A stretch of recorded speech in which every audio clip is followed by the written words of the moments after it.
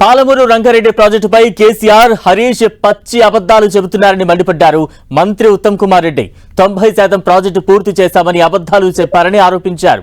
పాలమూరు రంగారెడ్డి ప్రాజెక్టుపై బీఆర్ఎస్ 27,000 కోట్లు ఖర్చు చేసిందని, కానీ ఒక్క ఎకరాకు కూడా సాగునీరు ఇవ్వలేదని ఆరోపించారు. ఫోటో కోసం ఒక పంపును ప్రారంభించారని విమర్శించారు ఉత్తమ్. పాలమూరు రంగారెడ్డి ప్రాజెక్టు నేను మొన్న చెప్పిన విషయం మళ్ళీ గుర్తు చేస్తున్నా. 27,000 కోట్లు ఖర్చు పెట్టి ఒక్కెకరానికి కూడా ఆయకట్టు ఇవ్వలే. వాళ్ళు చేసిందల్లా ఒక్క పంపు ఆన్ చేసి కొన్ని గంటల కోసం ఆన్ చేసి మళ్ళీ బంద్ చేశారు. వాళ్ళ హయాంలోనే ఈ ప్రాజెక్టు రివైజ్ కాస్ట్ వాళ్ళు సెంట్రల్ వాటర్ కమిషన్ కి సబ్మిట్ చేసిన డిపిఆర్, నేను మాట్లాడిన ప్రతి మాటకి మీకు డాక్యుమెంటరీ ఎవిడెన్స్ కూడా ఇస్తా.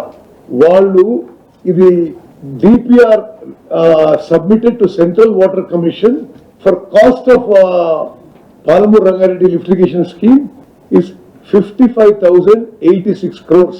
అంటే మీరు లెక్కలు అర్థం చేసుకోండి. ఆ పెద్ద మనిషి ఏమన్నాడు, 90% పనులు చేసినావు, వీళ్ళు 30 మట్టి కూడా ఎత్తలే, వీళ్ళు అది చేసినవి.